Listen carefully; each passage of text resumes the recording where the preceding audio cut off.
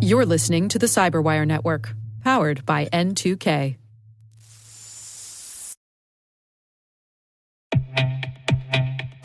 Our sponsor, Collide, has some big news.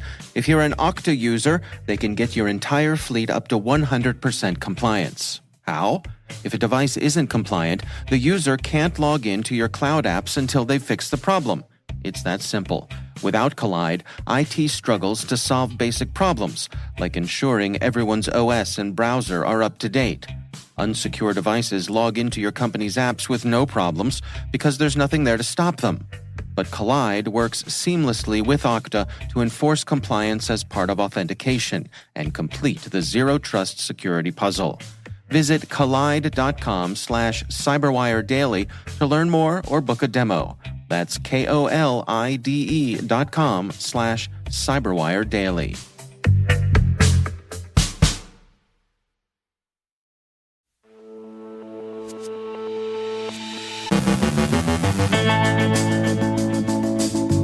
Read the manual and the ransomware-as-a-service market. Bitter APT may be targeting Asia-Pacific energy companies. A Cozy Bear sighting? Activist auxiliaries hit Canadian targets. Deepened Desai of Zscaler describes job scams following tech layoffs. Our guest is Kelly Shortridge from Fastly with insights on the risks from bots. And there's been an arrest in the Discord Papers case.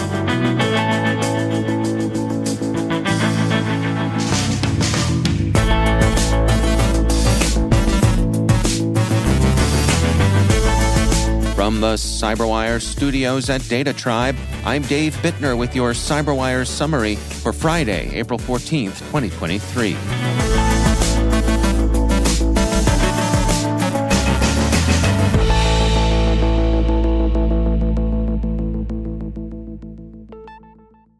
Trellix shared some behind-the-scenes insight into the operations and goals of the Read the Manual ransomware-as-a-service gang yesterday, known prior for their ransomware activity against corporate enterprises. The threat actors also have a notable specific set of rules that require strict adherence from affiliates. The gang requires its affiliates to remain active or make their leave known, lest 10 days pass without notification, in which case the offending affiliate will be locked out of the gang's control panel. Accessing the panel requires a username and password for affiliates, as well as the entry of a CAPTCHA code. Once the user has entered the panel, they can add ransomed victims and set a timer for the release of the data. A section of a ransom note from the gang reads, "All your documents, photos, reports, customer and employee data, databases, and other important files are encrypted, and you cannot decrypt them yourself. They are also on our servers." Trellix reports that certain targets are considered off-limits. Former Soviet republics are excluded, as well as morgues, hospitals, and COVID-19 vaccine-related corporations. For some reason, dentistry is fair game. The use of the word hospitals rather than doctor's offices as a point of exclusion is also highlighted by the researchers. One rule in particular emphasizes the avoidance of making headlines, which also removes vital infrastructure, law enforcement, and other major corporations as targeting points. In the case that a major corporation is impacted or makes headlines, all references and traces connected to the RTM gang are to be immediately removed with negotiations to take place on a differing platform. The researchers suspect that there are affiliates and gang members on opposite sides of the war between Russia and Ukraine. In any case, the gang seems to be opportunistic in their attacks and driven by financial as opposed to political motives. Intezer concludes that a new string of energy sector targeted phishing attacks are using tactics that resemble those previously used by Bitter APT. Bitter APT is a South Asian threat group that commonly targets energy and government sectors. They've been known to target Pakistan, China, Bangladesh, and Saudi Arabia. The group makes its approach through phishing. Although Bitter APT's involvement in the attacks is not fully confirmed, there are circumstantial grounds that point in its direction. The researchers have found that the threat actors are using the same tactics previously observed by the Bitter APT group, such as the use of Microsoft Office exploits through Excel files and the use of CHM and Windows installer files. The exploits have been noted to initiate with an email to personnel in the energy sector being invited to a conference or roundtable. Intezer writes, "The lures are designed to socially engineer the recipient to download and open an attached RAR file that contains either a Microsoft-compiled HTML help or Excel payload." Intezer advises that entities in government, energy, and engineering, especially those in the Asia-Pacific region, should remain vigilant when receiving emails, especially those claiming to be from other diplomatic entities. Always verify that the sender is trusted and understand that even if it claims to be from a particular person, it might not be. CERT Polska, Poland's cybersecurity authority, warns that APT-29, the unit of Russia's SVR foreign intelligence service that's also tracked as Cozy Bear and Nobelium, is actively pursuing diplomatic targets in many nations, principally NATO members. The campaign's goal is espionage, and its approach is spear phishing. The warning states, "In all observed cases, the actor utilized spear phishing techniques.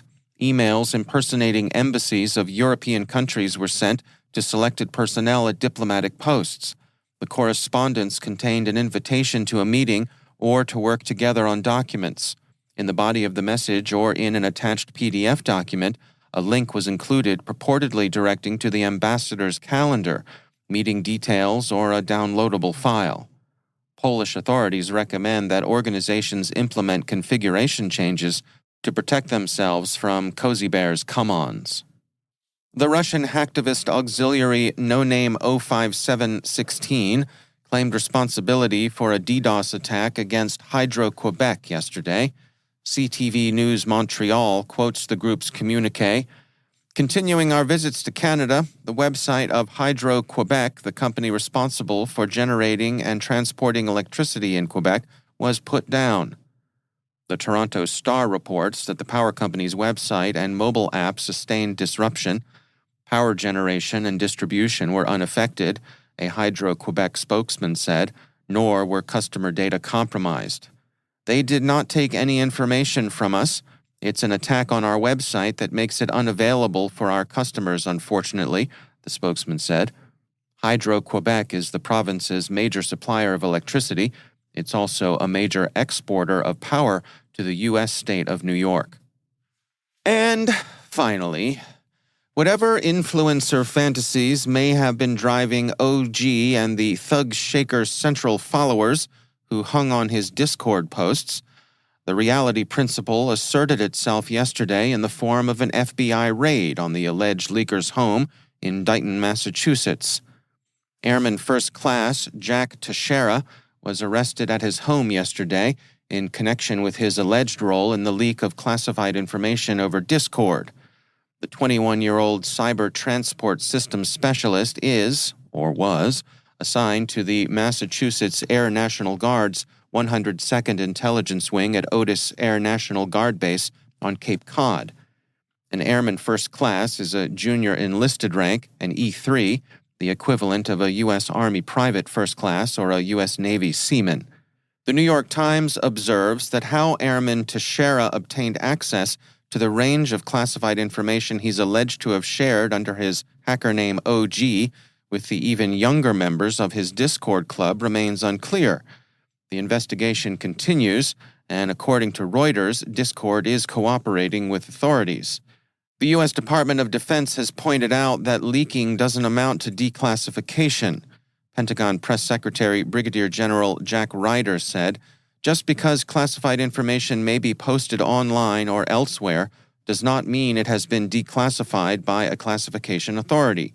We're just not going to discuss or confirm classified information due to the potential impact on national security, as well as the safety and security of our personnel and those of our allies and our partners.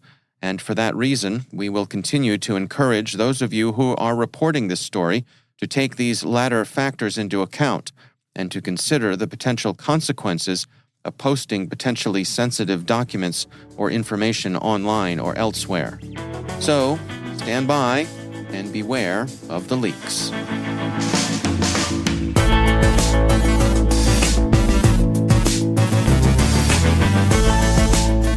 Coming up after the break, Deepan Desai from Zscaler describes job scams following tech layoffs. Our guest is Kelly Shortridge from Fastly with insights on the risks from bots. Stick around.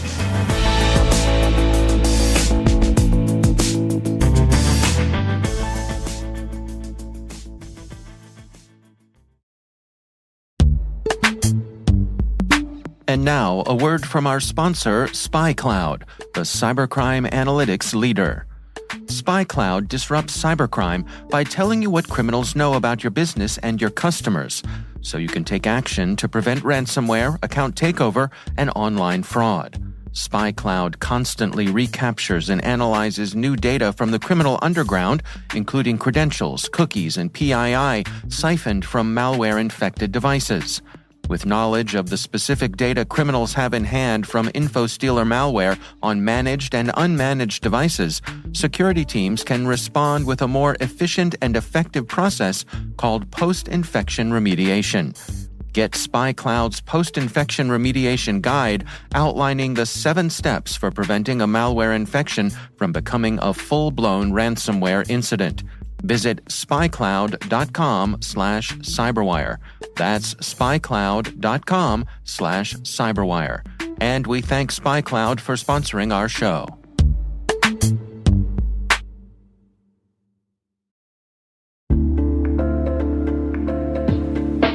And now, a word from our sponsor, Mimecast. You're wondering if you need more email and collaboration security. Because, as it turns out, just protecting your workspace with M365 isn't good enough.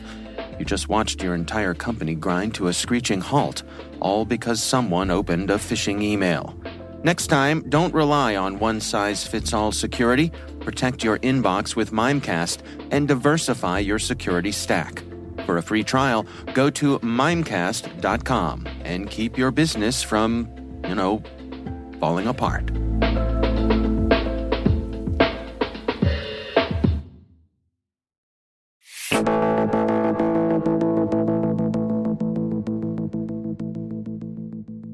The bar has been lowered for criminals looking to employ bots for fraud and abuse, with an increasing availability of bot platforms and turnkey solutions. Kelly Shortridge is Senior Principal for Product Technology at cloud services provider Fastly. I reached out to her for insights on battling bots. One of the trends I think is often overlooked when we talk about bots, which is very much that they're part of the nefarious scourge of automated attacks. And this is really about attackers being able to operate in scale and automate their operations, whether that's something like credential stuffing or some of the more business logic specific attacks that I just mentioned.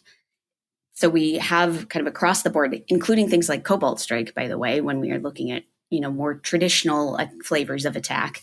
But attackers are really starting to automate and scale all of their malicious aims, which is generally undesirable, right? Especially given that defenders in cybersecurity are not really known for being particularly adroit at automating and scaling what they do. Attackers are very good at that, it turns out. So in thinking about kind of the spectrum of it, a lot of it really has to do with the fact that it is very cheap now from an attacker perspective to pursue some kind of like account takeover campaign. I think it's on the dark net, you can get a campaign started for as little as like $3 or something like that. It's often very cheap. I'd like to think of it in economic terms as like the barrier to market entry has been lowered. So you no longer have to be a specific cyber criminal organization. You could very much be a criminal organization that wants to dabble in cyber business pursuits. And now essentially it's just much easier and lower friction to get into the market and start to automate some of these bot attacks. So I think that's a big driver that we see is simple ROI. Attackers get economies of scale from pursuing bot attacks, and they're able to pursue it across a bunch of different avenues. So in a way, it's kind of like diversifying the revenue streams. And indeed, I mean, there are folks out there offering these bot as a service platforms where, you can, as you say, it doesn't cost a whole lot of money to wrangle up a collection of bots to do your bidding. Absolutely. It can be very inexpensive. And I think it actually matches the meta trend that we see in commercial, legitimate B2B software. More things are becoming as a service, both for us and for attackers as well. Yeah, with ATO specifically, I think it's as little as $5 to $25, like you were saying. Just makes it really easy to diversify those revenue streams. And again, it's very much, I think, matching what we see in the commercial world too. I think to your point, there's the rise of like different ransomware as a service operators. In the sneaker bot world, it's the AIO, which is for all-in-one bot. There are also other bot platforms or bot as a service platforms like Sentry MBA for credential stuffing. It really runs the gamut. And then, of course, like I said, there's Cobalt Strike, which is the classic platform for your more, traditional attack styles. And so what are we seeing in terms of the evolution of defenses against this? That certainly is something Fastly thinks about a lot. And obviously, we already do a lot today. And a lot of what I've talked about really drives our focus on what we call both anti-automation and anti-bot and actually anti-fraud, because a lot of companies think about it through that lens. So we're essentially trying to help automate and scale defense against bots and automated attacks of all kinds. This includes not just what we build, but also we support a lot of initiatives we believe in. So I'll mention a few. If you're familiar with Apple's private access tokens and then Google's private stake tokens, both of those are a way to help automate and scale defenses by design, which is really what we want. We don't want those bolt-ons. They don't work as well. And importantly, with both of those initiatives, it's in a way that's invisible to end users, which we shouldn't expect end users to be experts, right? They're not technical most of the time. And it's on us to make sure that the solutions to protect against bots and the bad outcomes of bots for those end users, we need to make sure it's just seamless for them. So these innovations are no longer like requiring users to jump through hoops with annoying CAPTCHAs. I know I fail CAPTCHAs a lot, which makes me wonder in a very Blade Runner way, like, am I a bot when I'm failing these CAPTCHAs? I'm sure I'm not the only one, because who among us hasn't wondered, like, okay, should we click the square that has that tiny, tiny sliver of crosswalk? Does that count? Right. Suddenly you're having an existential crisis. Exactly. So we don't want to, listen, our industry is already not particularly liked by other people. We don't want to be causing existential crises. So implementing these defenses by design is just a really important strategy when we think about the scope of, what's a modern way of protecting a modern internet from harm by bots. Some of the other defenses that are often overlooked, I think rate limiting is one of those things weirdly people take for granted because it's been around for a while. It's in the words of, I don't know if there are any Great British Bake Off listeners listening to this, but Paul Hollywood, the judge, always says, it's simple but effective. Rate limiting is very much simple but effective. It's not fancy, but it works. And that can even protect against developers, make a mistake when they're calling an API and accidentally DOS it, which has a similar sort of outcome as a bot in some cases. And the lovely thing about rate limiting is that it doesn't have to require user interaction. It can very much serve as like a safeguard rather than just some sort of, alerting device, or even worse, like an administrative control or policy, both of which are less reliable just because they rely more on human attention, and human attention is very much finite. I think back to the CAPTCHAs, right? The existential crisis generator. It relies very heavily on human attention, and it doesn't really respect that attention. And in some sense, you can think about it as a very antiquated technique that was a very convenient bandage for a while. It was particularly convenient for content providers, not so much end users, of course, but it really isn't fit for solving some of these modern problems. To what degree do you suppose organizations should be preparing for that kind of low-level nuisance sort of thing, the day-to-day stuff that's going to be coming at them, versus the episodic flood of activity that can lead to a very bad day? It's a great question, and one that customers and then other organizations ask us and me a lot. My view is certainly you need to think about what's the biggest impact to your business. If a nuisance, like low volume thing, maybe it causes a little disruption to end users, but not enough that they migrate away from the platform or reduces the amount they spend. Maybe you don't worry about that so much. Maybe you try to offload it onto a provider rather than investing a lot in building some sort of solution yourself. Especially, as everyone says right now, in these macroeconomic conditions, But in truth, in these macroeconomic conditions, budgets are finite, so you need to prioritize pretty ruthlessly. And it means, like you said, something that's maybe a flood that could disrupt your business, you might want to invest more. Maybe that's offloading it onto a provider that specializes in it. Certainly, that is the option that officially Fastly would like, because we are experts in dealing with these problems. But realistically, there's some organizations that have really good platform engineering teams that can build these kind of solutions as well. So my take is always, you need to think about what's actually going to impact your business and invest accordingly. And you need to think about what are the must-haves versus nice-to-haves versus, it's kind of like checking a box, and then is it a waste of time? Certainly what we see from customers is eventually nuisance threats can add up. If you have a small nuisance that ends up at scale, becomes a pretty widespread problem. I think a lot of people listening have probably seen the problem of, maybe this is just a New Yorker sort of problem, but fake review bots where you have no idea, okay, is this sushi place actually good? Or this a kind of widespread bot posting a bunch of this tasted great sort of messages. That's very much not very impactful, but once it scales, you start to have end users being okay, well, I'm not going to trust these reviews anymore. So that's something, again, that's very specific to a company's business logic. And in general, you do need to think in terms of what's the business logic that matters? Why do customers use our platform or service or app? And what kind of disruptions to their end user experience will actually cause harm? And then you can invest accordingly. That's Kelly Shortridge from Fastly.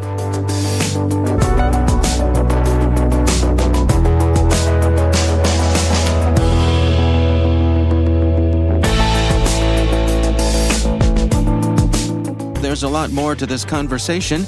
If you want to hear more, head on over to the CyberWire Pro and sign up for Interview Selects, where you'll get access to this and many more extended interviews.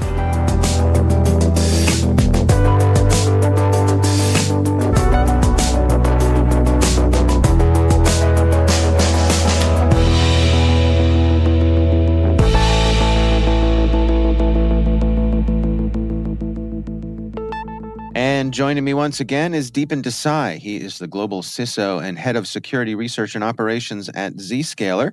Deepan, always a pleasure to welcome you back to the show. We have been seeing a lot of layoffs in the tech community lately, and I know you want to point out that there are some scammers out there who are looking to take advantage of that unfortunate reality. Yes. So this is a campaign that we started tracking this year, especially after so many layoffs happening in the tech industry. We noticed that these folks are essentially, setting up pages with fake job postings, and the content is almost entirely mirrored from the original content on these organizations whose job postings are being leveraged.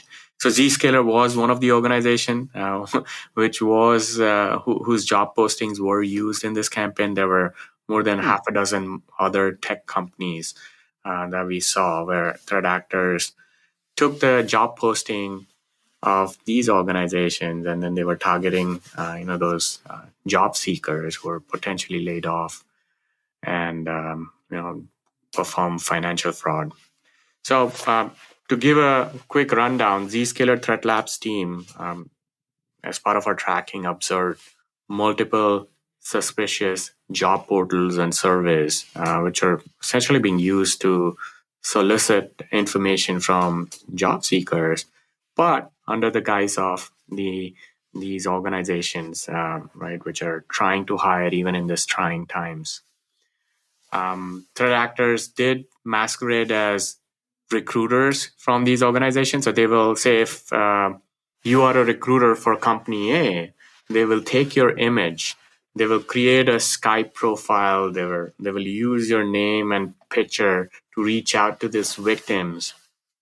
They will also register a domain that matches the organization that they're trying to use in targeting these job seekers. So let's take an example, zscaler.com. So what they can do is they will go zscaler.work or zscaler.live, any of those generic TLDs will be leveraged to set up a page where this job posting will be listed. And then they will reach out to these folks with links pointing to this job posting, and then they will schedule an interview. The victim will always pass the interview. And I've heard stories of 3 hours, 5 hours long interview where more than one person talks to these victims. And then at the end of it, it's kind of sad. The guy on the other end feels happy that they've cleared the interview. They're looking forward to getting employed again. But the folks over here, they're essentially trying to scam them out of money and then also collecting the sensitive information. Well, that was going to be my next question. Well, what exactly are they after here? Are they how are they trying to get money from these folks or that information from them? Yeah, so there are a couple things they will do. One, obviously, is the information that they will make these candidates fill out as part of the job application. So they will have a lot of details collected as part of it. The second thing that we noticed in a couple of the cases, one was where they will ask the employee to make a payment in order to ship IT equipments. So that was one. Another one was they will ask the employee to make a payment for this training that they want the candidate to go through, the new hire training, which is very surprising. But yes, that's one of the tactics that they use to ask the candidate to pay money. And they're promising reimbursement that will obviously never come. Correct. Yeah. All right. Well, the scammers take advantage of people when they're at their weakest, and it is a shame. Very sad, as you mentioned. Yep. Deepan Desai, thanks for joining us. Thank you, Dave.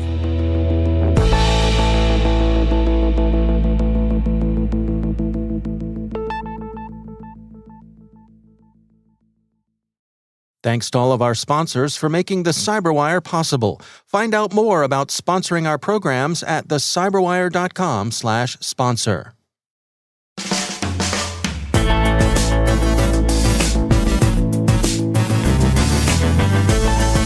And that's the CyberWire. For links to all of today's stories, check out our daily briefing at thecyberwire.com. Be sure to check out this weekend's Research Saturday and my conversation with Scott Fanning, Senior Director of Product Management and Cloud Security at CrowdStrike. We're talking about the first ever Darrow cryptojacking operation targeting Kubernetes infrastructure. That's Research Saturday. Check it out. The CyberWire podcast is a production of N2K Networks, proudly produced in Maryland out of the startup studios of Data Tribe, where they're co-building the next generation of cybersecurity teams and technologies. Our amazing CyberWire team is Elliot Peltzman, Trey Hester, Brandon Karp, Eliana White, Peru Prakash, Liz Irvin, Rachel Gelfin, Tim Nodar, Jason Cole, Joe Kerrigan, Carol Terrio, Maria Vermatsis, Ben Yellen, Nick Valecki, Millie Lardy, Gina Johnson, Bennett Moe, Catherine Murphy, Janine Daly, Jim Hoshite, Chris Russell, John Petrick, Jennifer Iben, Rick Howard, Peter Kilpie, Simone Petrella, and I'm Dave Bittner. Thanks for listening. We'll see you back here next week.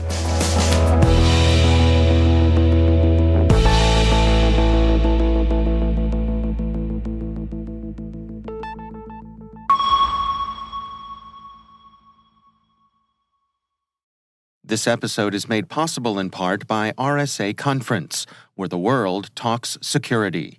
Through global events and year-round content, RSAC connects you to cybersecurity leaders and cutting-edge ideas for a safer, more secure future. Learn more at rsaconference.com/cyberwire23.